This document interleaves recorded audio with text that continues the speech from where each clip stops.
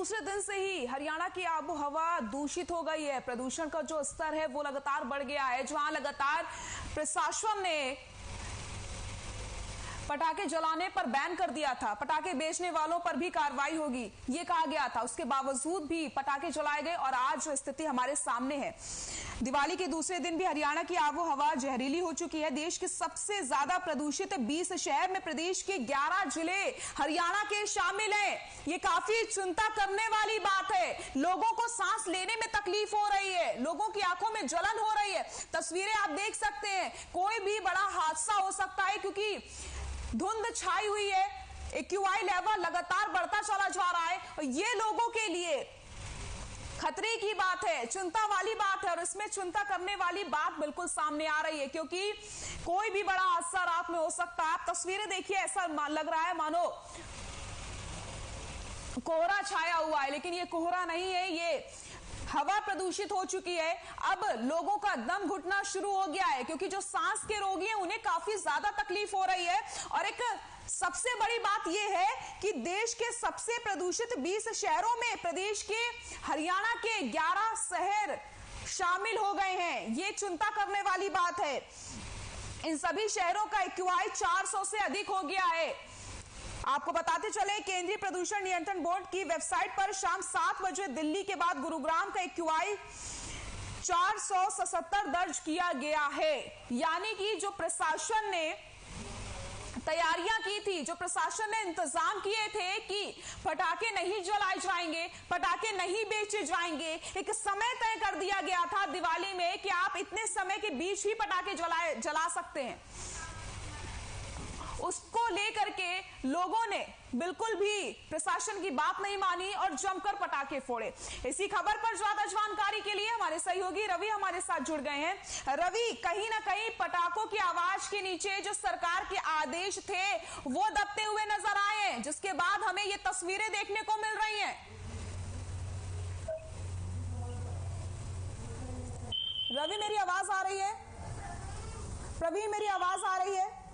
जी जी जी प्रवीण जी, देखिए सृष्टि, जब दिवाली पर ये आदेश पारित हुए थे कि पटाखे नहीं फोड़े जाएंगे, तब उसके बावजूद जो है दिवाली पर बेहिसाब पटाखे चलाए गए। हमने खबर भी दिखाई थी इसको लेकर के, और देर रात तक पटाखे चलाए गए, जिसका सीधा सा असर ये हुआ कि प्रदूषण का लेवल इस हद तक बढ़ गया कि सांस लेना लोगों का मुश्किल हो गया और एनसीआर गैस चैम्बर में तब्दील होता नजर आया है। इस वक्त की अगर मैं बात करूं तो आज भी 300 से ऊपर PM 2.5 का लेवल है और हवा की गुणवत्ता बेहद खराब स्थिति में कही जा सकती है, जो बच्चों और बुजुर्गों के लिए खास हानिकारक है। इसके साथ साथ जो अस्थमा के पेशेंट हैं वो भी इस दौरान बढ़े हैं। अस्पतालों की अगर हम बात करें तो वहां पर डॉक्टर का कहना है कि अस्थमा के पेशेंट लगातार बढ़ रहे हैं।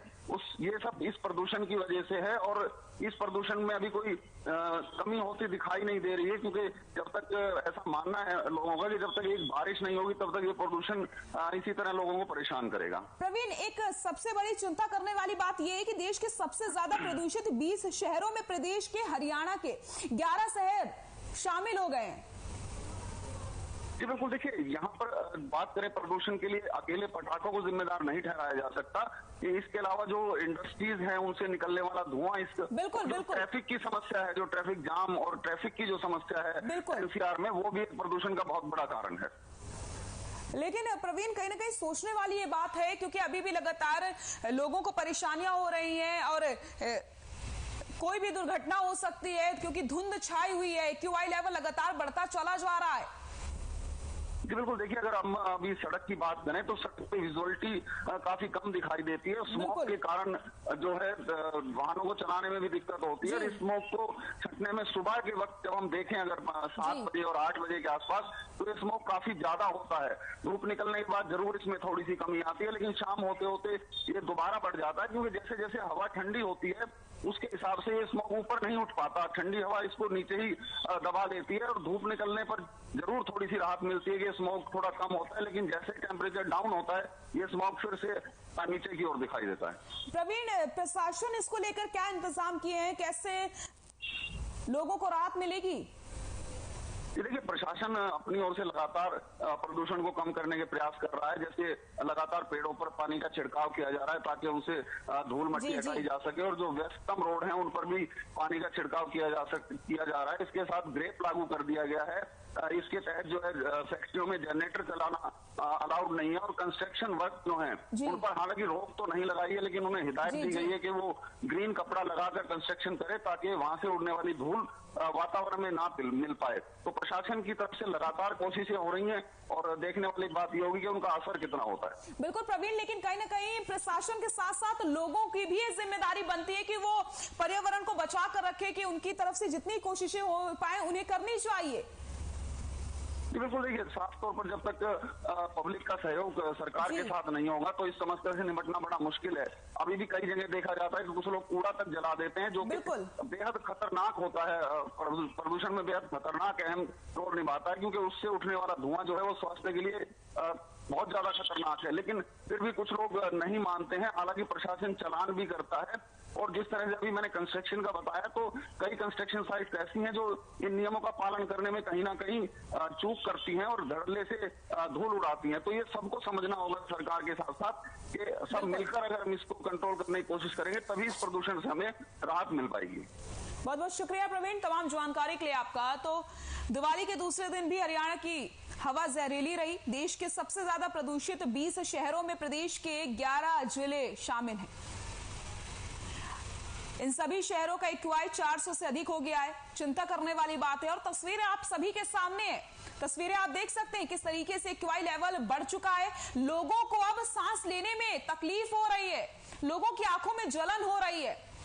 लगातार प्रशासन भी पूरे इंतजाम कर रहा है, लेकिन कहीं ना कहीं आम लोगों की और हम सबकी भी ये जिम्मेदारी बनती है कि हम पर्यावरण को बचा कर रखें।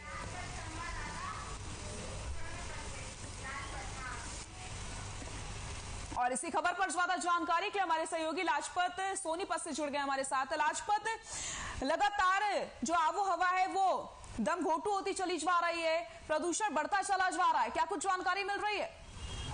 जी बिल्कुल, देखिए, दिवाली का त्योहार था और दिवाली के त्योहार को काफी आतिशबाजी हुई, तो इस बात को लेकर कहीं ना कहीं एनजीटी की काफी अवहेलना देखने को मिल रही है। और लगातार बात करें तो 3 से 4 दिन की जो फैक्ट्रियों की छुट्टी है उसका भी कहीं ना कहीं असर अभी कम है, लेकिन जैसे ही फैक्ट्रियां ऑन होंगी तो ये पोल्यूशन काफी बढ़ेगा।